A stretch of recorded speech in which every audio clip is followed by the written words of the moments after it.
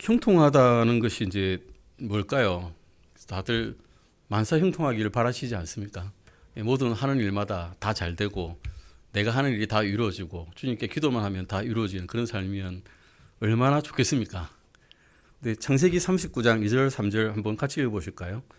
주께서 요셉과 함께 계셨으므로 그가 메사에 형통한 사람이 되어 그의 주인인 이집트 사람 집에 있었는데 주께서 그와 함께 계시는 것과 또 주께서 그가 행한 모든 일을 그의 손안에서 형통하게 하시는 것을 그의 주인이 보았더라 라고 말씀하고 계십니다. 요셉 이야기는 모든 분이 잘 아실 겁니다. 저도 이제 새해가 되면 항상 우리 창세기부터 시작해서 이번 해는 또 한번 완독을 해보리라 이렇게 다짐을 하고 창세기를 읽습니다. 창세기를 읽는 중에 요셉의 이야기에서 이처럼 메사에 형통한 사람, 모든 일이 그의 손안에서 형통하게 하시는 주님이라는 구절에 제가 눈이 멈춰졌습니다. 형통이란 무엇일까? 왜 주님께서는 요셉이 형통하다고 하셨을까라는 의문이 들었습니다. 물론 이집트에서 그의 삶이 말년은 형통했습니다. 말년은 권력자였고 자기가 말하는 모든 것이 자기의 왕보다 딱 한 단계 밑이라서 거의 다 이루어지는 그런 형통함이 있었지만 그의 삶의 여정을 보면 전혀 형통하지 않았는데 고난과 무서움과 두려움과 피와 눈물만 있었는데 왜 그를 이 시기에 형통하다고 하셨는지가 궁금해졌습니다. 요셉은 꿈을 꾸는 사람이었다는 거 다 아실 겁니다. 저도 예수 그리스도를 처음 만났을 때 꿈이 있었습니다. 예수님을 믿고 구원의 기쁨을 누리자마자 제가 하고 싶은 것은 주님 부귀영화 주세요 였습니다. 부자로 살게 해주세요. 착하게 살게 해주셔도 아닙니다. 그냥 솔로몬처럼 살게 해주세요. 아주 이 세상에서 뜬거리게 살게 해주세요. 세상 기쁨을 다 누리고 살고 싶습니다 라고 했던 아주 치기 어린 기도였습니다. 예수님처럼 살게 해주세요. 절대 입에 이게 안 나오더라고요. 근데 실제로 세상을 살면서 그렇게 형통하지는 않습니다. 사실 모든 사람이 다 형통하게 살 수는 없거든요. 예수님을 믿기 전에도 별로 그렇게 막 형통하지 않고 예수님을 믿고 난 다음에도 다 형통하거나 이러지는 않습니다. 복을 많이 주신 건 사실이지만 제가 하고 싶은 대로 살았던 것은 아니죠. 아무튼 그 형통에 대해서 성경에서 어떻게 말씀하시는지를 찾아보고자 했습니다. 형통이라는 단어는 구약에서는 좀 발견이 되는데 신약에서는 잘 발견이 되지 않는 그런 단어입니다. 요셉에 관한 기록 그리고 아브라함에 대한 기록에서 형통하다 이런 말씀 단어가 나옵니다. 오늘은 형통한 삶을 살았다고 하는 그 요셉 이야기를 다시 같이 한번 나누어 보겠습니다. 창세기 37장 2절 한번 볼까요? 같이 읽어보시겠습니다. 야곱의 세대들은 이러하니라. 요셉이 17세가 되어 자기 형들과 함께 양떼를 먹였는데 그 소년이 자기 아버지 아내인 비라의 아들들과 다른 아내인 실바의 아들들과 함께 있을 때에 그들에 대한 나쁜 소문을 자기 아버지에게 보고하였더라. 야곱의 세대들은 이러하니라 해놓고는 그 다음에 나오는 말씀이 뭡니까? 바로 요셉이 17세가 되었을 때입니다. 야곱의 이야기인데 야곱 세대 이야기인데 왜 갑자기 요셉이 나올까요?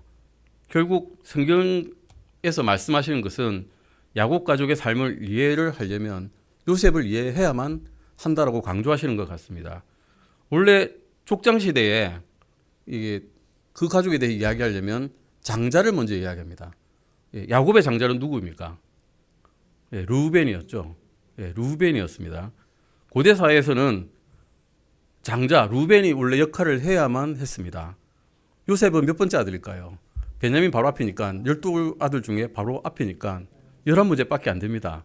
끄트머리 돼서 바로 앞에 그 정도밖에 안 되는 사람인데 갑자기 야곱의 세대들을 이야기하려면 요셉을 먼저 이야기를 해버리셨습니다. 야곱의 세대에서 장자인 르우벤은 장자권을 잃고 요셉이 장자권을 가지게 된다라고 역대상에 나옵니다.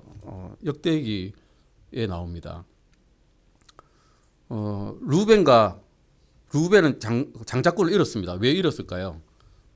창세기 35장 22절에 이렇게 나옵니다. 이스라엘이 그 땅에 갈 때 르우벤이 가서 자기 아버지의 첫 비라와 함께 누웠는데 이스라엘이 그것을 들었더라. 한편 야곱의 아들들은 12명이더라. 자기 새어머니한테 가서 이 아주 추잡한 일을 해버린 겁니다. 비라는 라헬의 종이었습니다. 단과 납달리를 한 그런 새 어머니죠. 어떻게 보면.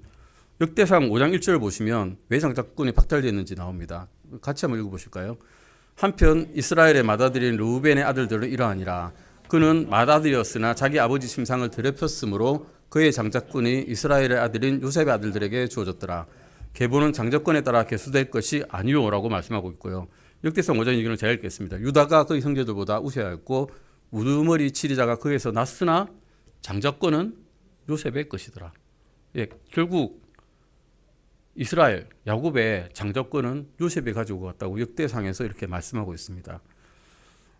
요셉 이야기는 이스라엘의 한 부분만 차지하는 것이 아니라 사실은 예수님께서 오시는 데 대한 그 중요한 힌트를 주고 있는 예수님의 오심을 보여주는 그런 그림자로서 하나님께서는 요셉을 사용하셨다는 것을 우리가 알 수 있습니다.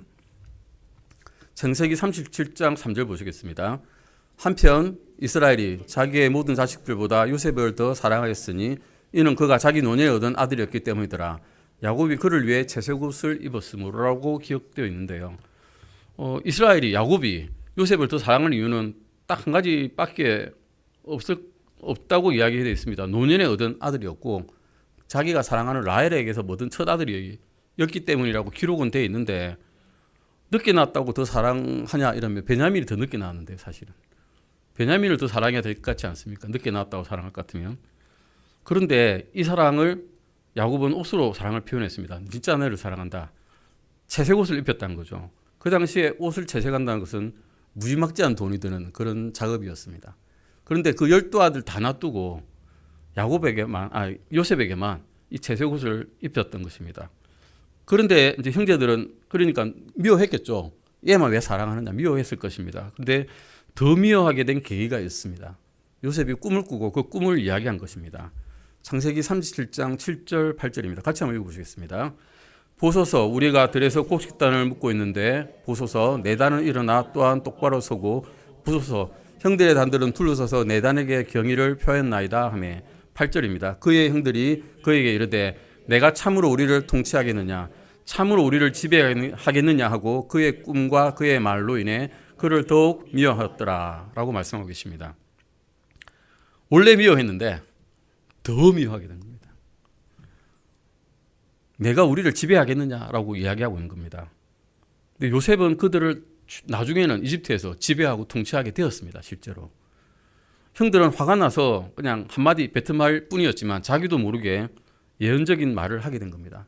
예수님의 경우도 그랬습니다. 나중에 오셔서 우리를 통치하게 되실 분은 예수님이십니다만은 요셉을 그 그림자로 사용하셨던 겁니다. 마태복음 27장 37절 보시면 그분이 고소인들에게 잡혀가지고 십자가에 매달리셨을 때 이런 명찰이 붙었습니다. 같이 읽어보시겠습니다. 그분의 머리에 있는 이 사람은 유대인들의 왕 예수라고 적혀있는 그분에 대한 고소명목을 붙였더라. 예. 여기서 우리는 예수님과 요셉의 삶이 정말로 많이 닮았구나라는 것을 알게 됩니다. 어떤 게 닮았을까요? 아버지에게 가장 사랑받는 아들이었습니다. 창세기 37장 3절이나 보시면 37절 3절에 보시면 요셉은 야곱에게 가장 사랑받는 아들이었습니다. 마태복음 3장 17절도 보시면 이 사람은 내가 사랑하는 아들이라고 하나님께서 직접 선언하십니다. 그의 아버지는 그를 보냈고 그는 기꺼이 가려 했습니다. 이스라엘이 그에게 이르되 원하건대 가서 내 형들과 양떼가 있는지 보고 내게 다시 말을 전하라 하며 이렇게 헤브론 골짜기에서 그를 보내매 그가 세겜으로 가니라라고 창세기 37장 14절에 말씀하고 있습니다. 형들 양치는데 멀리 갔는데 가서 보고 와라 이러면 막내 아들이고 아주 돌봄을 잘 받고 있는 아들인데 선뜻 가겠습니까? 가는데 가기 싫어요 이러죠. 그냥 집에 나 붙어 있어서 맛있는 거 먹고 있을래 이럴 수 있는데 그러지 않았습니다. 선뜻 간 거죠. 예수님께서도 그 하늘나라에서 셋째 하늘에서 아무 일 없이 하나님과 함께 잘 사실 수 있는데 굳이 이 아무 쓸모없는 자들을 위해서 자신의 목숨을 내주시려고 선뜻 내려와 주신 겁니다. 요한복음 3장 16절에서 이렇게 하셨죠. 말씀하셨습니다. 하나님께서 세상을 이처럼 사랑하사 자신의 독생자를 주셨으니 이것은 누구든지 그를 믿는 자는 멸망하지 아니하고 영존하는 생명을 얻게 하려 하심이다 라고 말씀하고 있습니다. 이렇게 주님은 요셉은 주님의 삶을 많이 닮았습니다. 그 외에도 많은 닮은 점이 있습니다. 요셉은 죽음의 장소인 애굽의 감옥에 두 죄인과 함께 갇혔습니다. 그리고 예수님께서는 두 강도와 함께 십자가 위에 매달리셨습니다. 한 죄수는 죽임을 당했고 다른 죄수는 살았고, 예수님과 함께 매달린 한 강도는 죽었지만 다른 강도는 영적으로 살았습니다. 술잔 바치는 관원과 빵 바치는 관원 중에 한 사람은 살았고 한 사람은 죽었습니다. 많은 비슷한 점을 성경에서는 계속 내포하면서 요셉이 예수님의 그림자구나라는 것을 계속 말씀해 주고 계십니다. 요한복음 18장 37절 말씀 보시겠습니다. 같이 읽어보시겠습니다. 그러므로 빌라도가 그분께 이르되 그러면 내가 왕이냐 하매 예수님께서 대답하시되 내가 왕이라고 내가 말하는도다. 내가 이런 목적으로 태어났고 이런 까닭으로 세상에 왔나니 곧 나는 진리에 대하여 증언하려 하노라. 진리에 속한 자는 다 내 음성을 듣느니라 하시니. 이 말씀을 보셔도 요셉은 예수님을 미리 보여주는 사람으로서 하나님께서 역사 속에 서 있게 한 사람이라는 것을 알 수 있습니다. 하나님께서는 요셉의 삶을 통해서 예수님과 또 예수님을 믿는 사람의 삶을 보여주시려고 했던 것입니다. 요셉은 아버지로부터 사랑받았고 11번째 아들이지만 장자권을 받게 되었습니다. 예수님을 떠올리게 하기 위해서 어떻게 보면 사람의 관점에서 보면 아주 무료한 과정을 통해서 야곱에게 가장 사랑받는 아들이 되게 된 것입니다. 요셉은 예수님을 미리 보여주는 사람이란 것입니다. 마태복음 3장 17절 보시겠습니다. 보라, 하늘로부터 한 음성이 나서 이르시되 이 사람은 내 사랑하는 아들이라 내가 그를 매우 기뻐하노라고 분명히 하나님께서는 예수님에 대해서 말씀하셨습니다. 로마서 8장 29절 같이 읽어보실까요? 하나님께서 자신이 미리 아신 자들을 또한 예정하사 자신의 아들의 형상과 같은 모습이 되게 하셨나니 이것은 그분이 많은 형제들 가운데 처음 난 자가 되게 하려 하심이라 라고 말씀하고 있습니다. 요셉은 장자가 아니었습니다. 11번째 아들이라고 말씀드렸죠. 그런데 장자권을 가지게 되었습니다.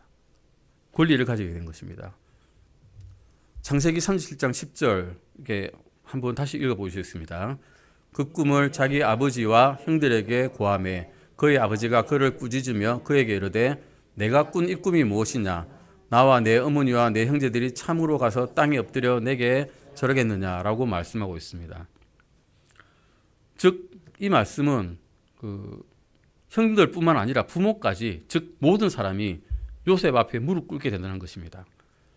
이것이 요셉이 이집트에 가서 성공하게 된다는 것을 보장해 주는 말씀일까요? 아닙니다. 이 말씀은 이삭이 야곱에게 준 축복 같은 것을 말합니다. 즉 하나님께서 아브라함에게 그 축복을 주셨고 아브라함은 이삭은 야곱에게 줬던 그런 축복과 똑같은 종류의 그런 축복을 말씀하고 있습니다. 요셉의 개인적인 영달을 이야기하는 것이 아닌 것입니다. 이삭이 야곱에게 축복한 말씀이 창세기 27장 29절에 있습니다. 한번 읽어보실까요? 백성들이 너를 섬기고 민족들이 내게 절하리라. 내가 내 형제들의 주가 되고 내 어머니의 아들들이 내게 절할 것이니라. 너를 저주하는 자는 다 저주를 받고 너를 축복하는 자는 복을 받기를 원하노라 라고 말씀하고 있습니다. 이 말씀은 이삭이 야곱에게 축복한 말입니다. 그런데 야곱에게는 적용하기가 좀 어려워 보입니다. 왜 그럴까요? 이삭에게는 아들이 몇 명 있었죠? 2명 있었습니다. 둘밖에 없는데 형제들의 주가 된답니다. 형제들 해봤자 에서밖에 없는데 에서는 어땠습니까? 이삭이 죽을 때까지 오히려 이삭을 벌벌 떨게 했지 이삭에게 가서 절했던 사람이 아닙니다. 그의 통치를 받은 사람이 아니고 오히려 이삭이 에서를 섬기려고 했던 무서워서 그런 상황입니다. 또 에서와 야곱밖에 자녀가 없는데 어떻게 형제들에게 주가 되고 내 어머니의 아들들이 와서 절을 할까요? 에서가 야곱에게 절한 기록이 성경에 없다는 것입니다. 이것은 야곱이 살아있는 동안 이루어질 축복이 아니고 요셉이 꿈이 성취는 결말이 이집트의 총리가 된다는 것이 아니란 것입니다. 이 축복의 성취는 결국 예수님께서 이 땅에 오셔서 하실 것이란 것입니다. 빌립보서 2장 10절하고 2장 11절 같이 읽으시겠습니다.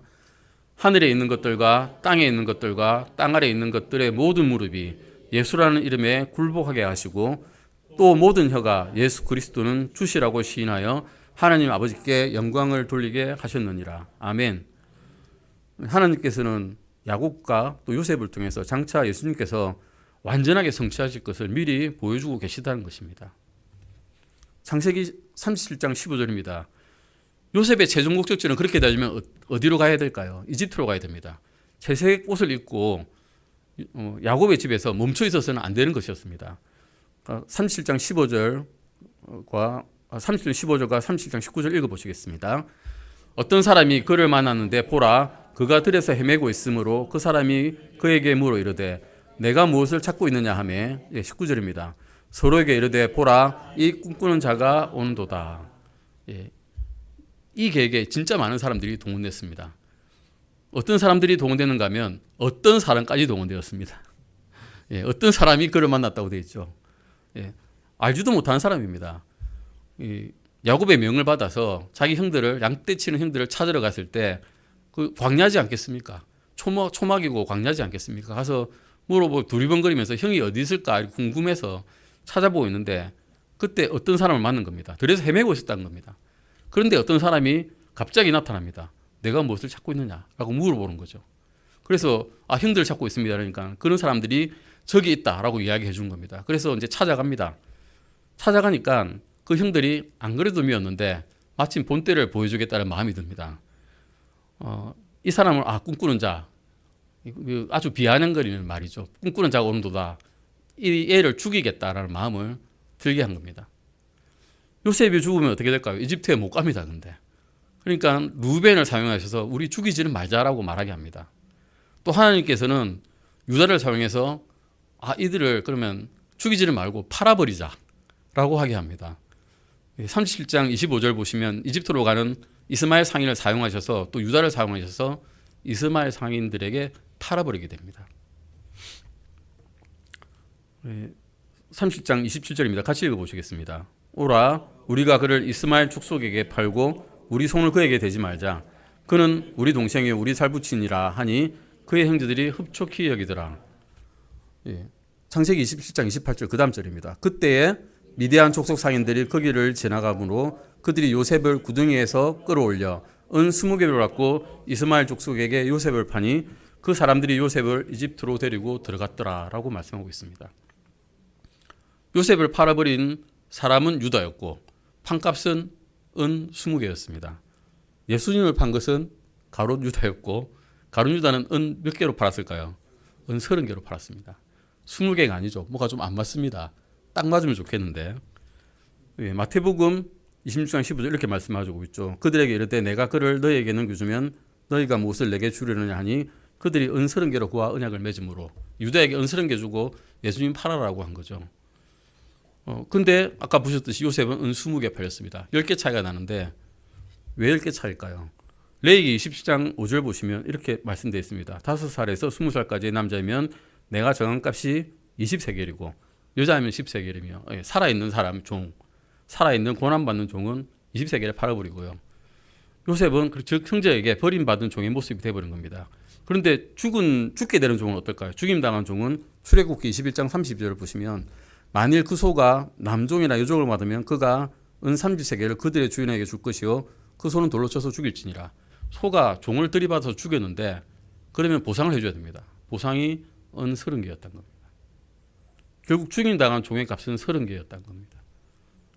요셉보다 더 귀하기 때문에 그런 게 아니라 주님께서 이미 다 계획이 있으셨던 겁니다. 창세기 37장 36절 보시면 결국 이집트로 갔습니다. 이집트로 가서 누구에게 팔렸나요? 호위대장 보디발에게 팔렸습니다.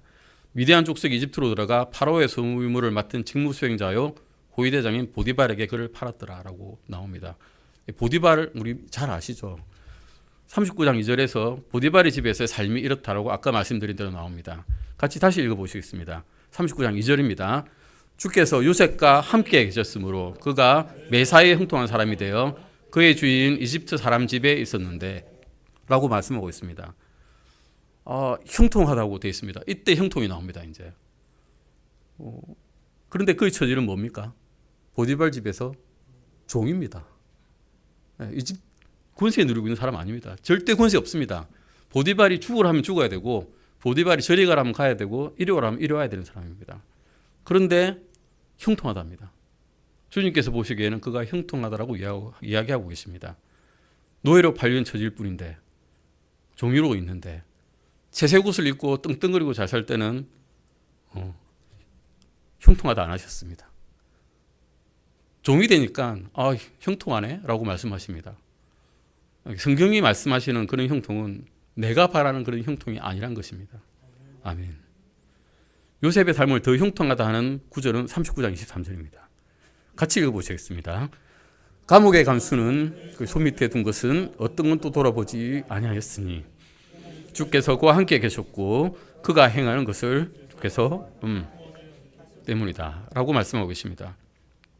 이때도 그가 행하는 것을 주께서 형통하게 하셨다 합니다. 하는 일마다 다 형통하게 하셨다 합니다. 그런데 그는 어디 있습니까? 감옥에 있습니다. 그는 죄수입니다. 결국 이 형통은 사회에서 잘 되고 성공하고 부유하게 되는 것과 상관이 전혀 없는 그런 말씀이란 겁니다.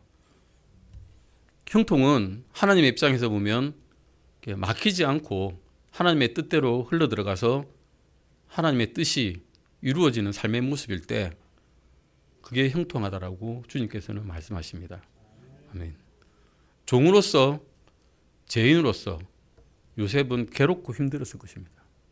하지만 많은 사람들을 살리고자 하는 하나님의 계획이 진행될 때 주님께서는 그를 보고 형통하다라고 말씀하셨습니다. 하나님의 일하심이 이루어져 나갈 때 그때 형통하다라고 하시는 것입니다. 아멘. 사도행전 2장 23절 보시면 예수님께서 어떤 삶을 사셨는지 나옵니다. 같이 읽어보시겠습니다. 그분께서 하나님의 정하신 계획과 미리 아심을 통해 넘겨주심에 따라 너희가 그분을 붙잡아 사악한 손으로 십자가에 못 박아 죽였으나. 예수님께서는 하나님의 계획에 따라서 움직이시고 일하시고 말씀하시고 행동하셨습니다. 예수님의 삶은 하나님께서 이끄시고 계셨고 예수님께서는 한마디도 거부하지 않으시고 순종하셨습니다. 이런 형통은 하나님의 뜻이 이루어지는 삶의 방향을 이야기하고 계신 것 같습니다. 즉 형통은 결과가 아니라 어떤 방향이라는 것을 이제 저희에게 말씀해 주신 것 같습니다. 하나님의 뜻에 따라 살고 있다면 지금 내가 힘들고 괴롭고 너의 삶이 비참해 보일지라도 너의 삶은 형통하다라고 말씀하십니다. 결과가 없더라도 방향만 맞으면 주님을 향해서 가고 있다면 형통하다라고 말씀하고 계십니다. 아멘. 요셉은 왜 감옥에 갔을까요? 창세기 39장 9절 말씀 보시겠습니다. 창세기 39장 9절입니다. 같이 읽으시겠습니다. 이 집에는 나보다 더 큰 자가 없고 주인인 당신 외에는 아무것도 내게 금하지 아니하였으니 이는 당신이 그의 아내이기 때문이다. 그런즉 내가 어찌 이 큰 악을 행하여 하나님께 죄를 지을 수 있으리까 하니라 라고 말씀하고 있습니다. 39장 20절 보시면 이렇게 되어 있습니다. 제가 읽겠습니다. 요셉의 주인이 그를 잡아 감옥에 넣었는데 그곳은 왕의 죄수들을 결박해 둔 곳이더라. 그가 거기서 감옥에 있었더라. 굴력자 아내의 유혹을 거부하니까 이 과정을 거친 요셉에게 하나님께서 상을 주셨습니다. 참 잘 참았다. 상을 주셨는데 어떤 상을 주셨는가 하면 감옥을 상을 주셨습니다. 너는 감옥에 가라. 굴력자들이 잡혀있는 감옥에 가라. 이 상을 주셨습니다. 하나님께 죄를 짓지 않기 위해서 유혹을 거부하니까 이제 감옥에 보내셨습니다. 이 세상 이게 삶의 지혜로 볼 때는 이게 맞는 상일까? 라는 생각이 들 것입니다. 주님께서 그렇게 사셨습니다. 베드로전서 2장 23절 보시겠습니다. 욕을 당하시되 맞대어 욕하지 아니하시고 고난을 당하시되 위협하지 아니하셨으며 오히려 어렵게 심판하시는 분께 자신을 맡기셨습니다. 요셉이 이집트로 팔려가 무고하게 감옥에 갔기 때문에 이스라엘에 남아서 기근에 시달리고 있는 70인의 혼은 야곱의 집에 있는 70인의 혼들을 다 살릴 수 있었습니다. 그리고 그에게로부터 아주 무수하게 많은 혼들이 이집트에서 살게 됐고 그 이집트에서 다시 가나안으로 젖과 꿀이 흐르는 땅으로 이들을 끌고 가시게 주님께서는 만드셨습니다. 이렇게 요셉이 이집트로 가서 무고하게 감옥에 갔기 때문에 이집트의 총리가 되었고 그래서 많은 사람을 살리게 되었듯이 예수님께서 십자가로 가셨기 때문에 우리가 생명을 얻게 된 것입니다. 아멘. 로마서 5장 18절 같이 읽으시겠습니다. 그러므로 한 사람의 범죄로 말미암아 심판이 모든 사람에게 와서 정죄를 받게 한 것 같이 그렇게 한 사람의 의로 말미암아 그 거저 주시는 선물로 모든 사람에게 와서 생명의 의롭다 하심을 얻게 하였나니라고 말씀하고 계십니다. 요셉의 삶은 예수님과 닮았고 또 예수님을 믿는 사람들과 닮아야 됩니다. 요셉은 감옥으로 갔고 예수님께서는 십자가로 가셨고 우리도 그 길을 가야 한다고 말씀하고 계십니다. 예수님께서는 마태복음 16장 24절에서 이렇게 말씀하고 계십니다. 같이 읽으시겠습니다. 우리 마지막 설교 시간에 이걸 본 순간 좀 충격받았어요. 저 목사님은 안 짰거든요. 똑같은 말씀을 듣게 되어서 충격받고 한 성령님께서 인도하시는구나라는 걸 깨닫게 되었습니다. 같이 읽으시겠습니다. 그때 예수님께서 자기 제자들에게 이르시되 어떤 사람이 나를 따라오려거든 자기를 부인하고 자기 십자가를 지고 나를 따를지니라. 아멘. 우리에게도 십자가가 있고 자기 십자가가 있습니다. 삶이 힘들고 고난이 있고 고통이 있지만 이 길이 하나님의 뜻이고 그 뜻에 따라서 잘 걷고 있으시다면 성경에서는 그 사람의 삶은 형통한 삶이라고 말씀하고 계십니다. 성경에서 말씀하시는 형통이 이제 저는 무엇인지 조금 알 것 같습니다. 결국 형통한 삶은 어떻게 해야 살 수 있느냐. 이 제 마음속에서 꿈틀거리고 있는 이 욕망과 나의 욕심을 버리고 살아야 주 안에서 자유롭게 살아갈 수 있다는 것입니다. 아멘. 마르다와 마리아 중에서 더 좋은 것을 찾은 사람을 닮아야 됩니다. 더 자기를 부인하고 인내심을 가지고 하나님의 뜻이 무엇인지 찾으며 살아가야 됩니다. 우리 인생의 방향과 속도를 주님께 맡기고 살아가기를 원하고 바랍니다. 기도하시겠습니다.